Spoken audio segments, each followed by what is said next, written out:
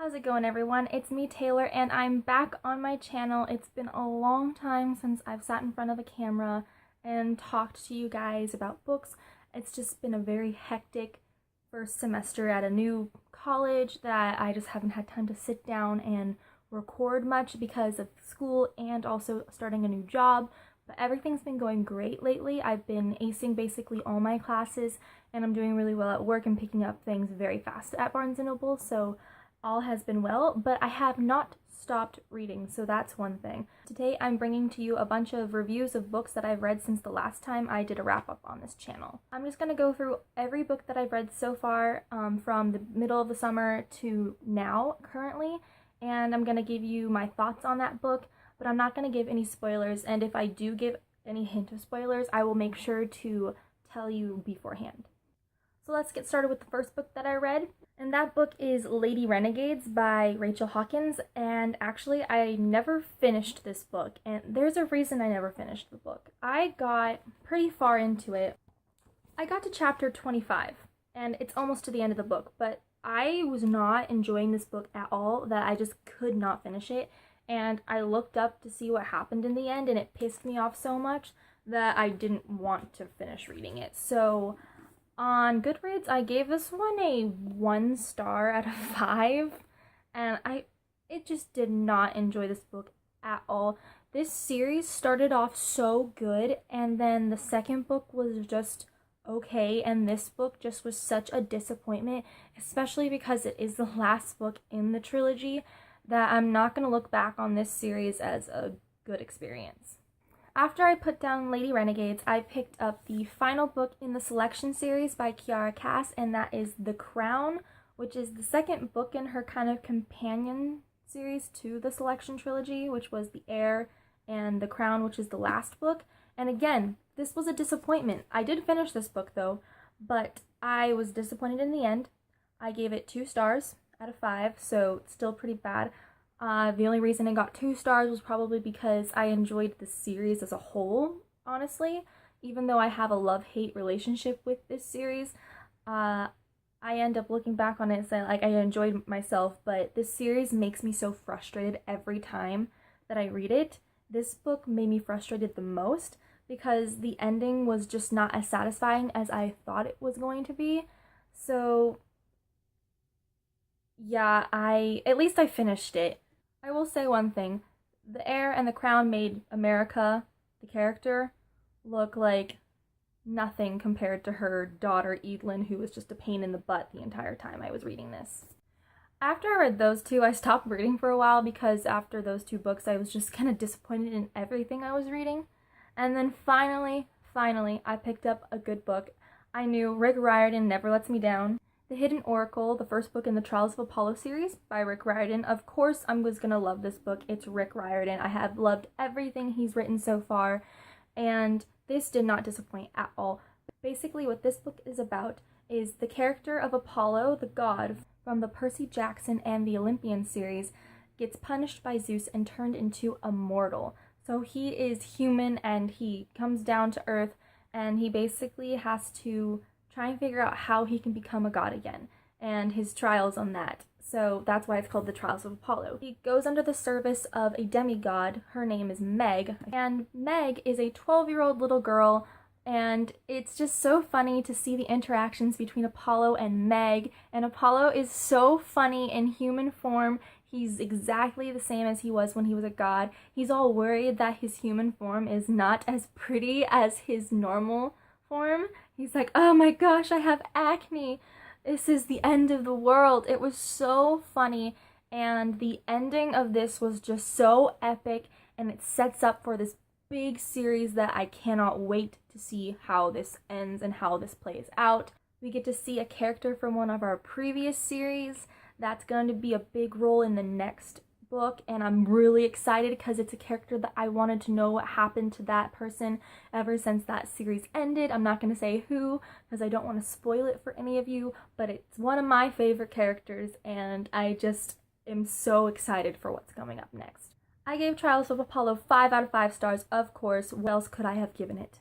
The next book I read, I actually listened to the audiobook while I was in my car, and that was an exciting experience. I've never really done that before, buy an audiobook and listen and read along, but I really enjoyed it and I started doing it more often. And that book is Finding Audrey by Sophie Kinsella.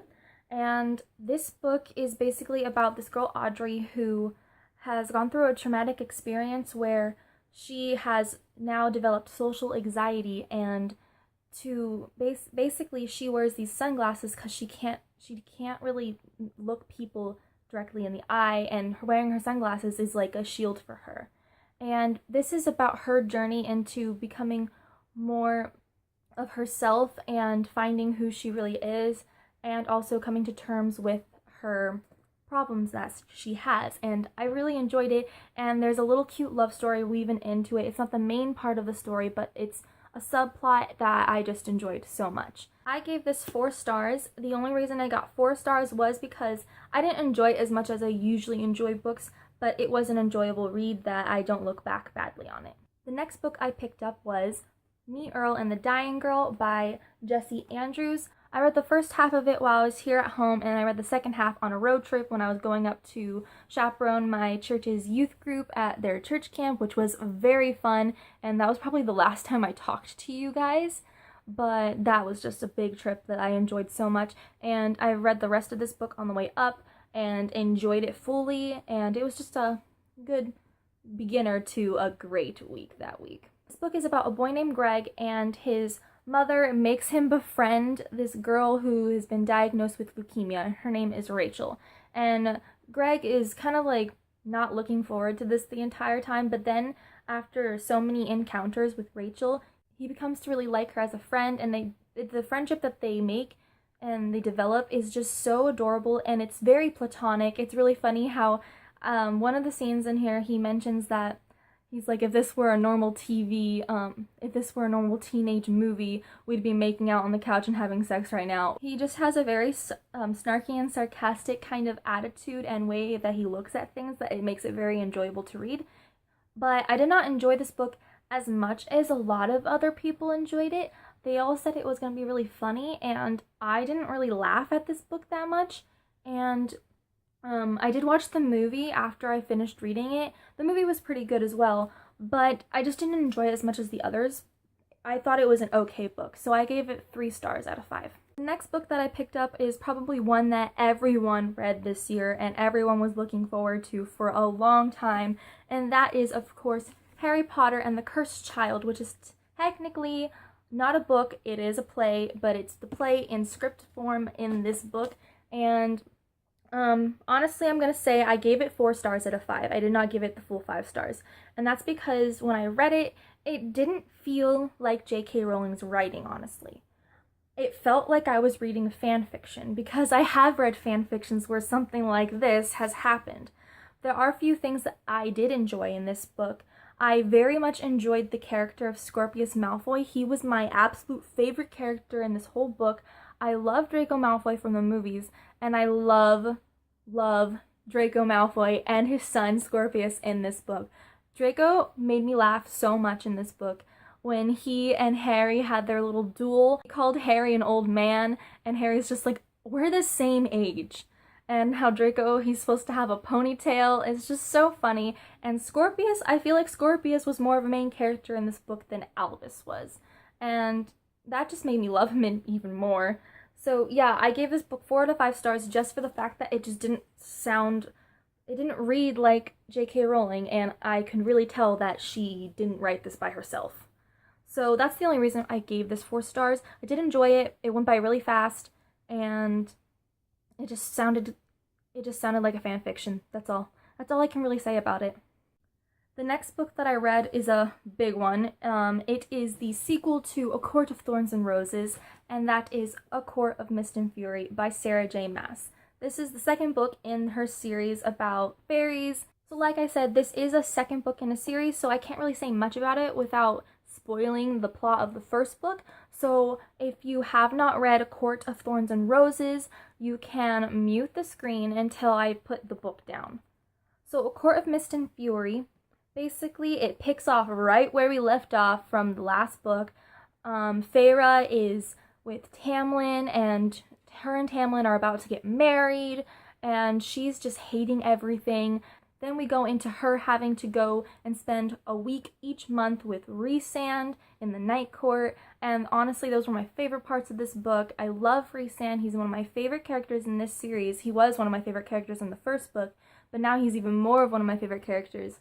I love the dynamic between him and Feyre. It's just amazing. And this book was one of the best things I've ever read by Sarah. I love it more than any of the books in her Throne of Glass series, even one that I'm going to pull up later on in this review. But, like, it was just so good. It was so good and so fascinating. Unlike the first book, A Court of Thorns and Roses, I gave that a 4-star review. I'm giving this a 5-star review. The only reason A Court of Thorns and Roses got 4 stars was because the beginning of the book was very slow and it took me forever to read, and it didn't really pick up until the last chunk. This book was fast-paced and interesting the entire way through, and I could not put it down. So yes, this book was just fantastic. The next book that I read was, you're going to be so proud of me because I picked this one up about a year ago. Well, now it's over a year ago, but when I picked it back up again, it was exactly a year that I had picked it up and put it down, and that is Miss Peregrine's Home for Peculiar Children by Ransom Riggs. I was getting really hyped up for the movie, and I wanted to finish this book before the movie came out, so I accomplished that, which was really nice, and I enjoyed this book more than I thought I would. It's so interesting. It has a great concept. I don't really know how to explain the concept of this book, so I'm not really going to. I kind of went into it not knowing anything about it except that it had creepy pictures in it, and the pictures have somehow tied into the story, and that's really all I needed to know to go into this book, so that's really all I'm going to tell you. I gave this 4 out of 5 stars just because it did take me so long to read and get into, and it didn't really get exciting until about 12 chapters into the book. So after I finished Miss Peregrine's Home for Peculiar Children, I had to go and read the second book, which is Hollow City, and this book I enjoyed a little bit more than the first one, but that's only because we stayed with the Peculiar Children the entire time instead of waiting like a quarter through the book to get to them, so that was really exciting. I still gave it 4 out of 5 stars because I did take a while to get through it. It took me about 3 weeks to read, and I'm still trying to get into the third book. I was starting to read it and I put it down. So this series is just something that I have to be really in the mood to read. But it still was very exciting. I read it in the month of October, and it was just perfect to read it in the month of October. So I'm going to wait until next year to read the third book and get into the Halloween spirit that way. So I gave this book 4 out of 5 stars. And the last book that I read, which I finished a week ago, and I was so excited to read this. My friend had been telling me to pick it up, and I was like, I want to finish the Miss Peregrine's trilogy first, but she's like, no, you need to read this book now. I need someone to talk to. So I put down Library of Souls, and I picked up Empire of Storms, the 5th book in the Throne of Glass series by Sarah J. Maas, and oh my gosh, this book just blew my mind. Again, it wasn't as good as A Court of Mist and Fury, but it was still really awesome, and I still really enjoyed it. I listened to the audiobook for this one because sometimes Sarah J. Maas, her writing is so intricate and beautiful that my mind just wanders, so listening to the audiobook really helps me to focus, and also I get through the book a lot faster. I finished this in 2 weeks because of listening to the audiobook. And this book is a really long book. It may not look long, but that's deceiving because the pages are pretty thin, and it is longer than the Queen of Shadows book, which was pretty big. And it's pretty heavy too. So basically, because it is the 5th book in a series, I'm not going to say much about what goes on in this plot. But if you do want to know what happens, as you have already read it and you want to know my opinion, I'm actually going to make a full discussion video for this book, so that's all I'm going to leave you right now. Look forward to my review of it soon. Okay, so that is all the books that I've read since the last time I've talked to you guys, and that was quite a lot. I didn't know I thought I hadn't read that much, but it looks like I read more than I thought I did, and that's all I have for you guys today, and I will see you guys again with my next video. Bye!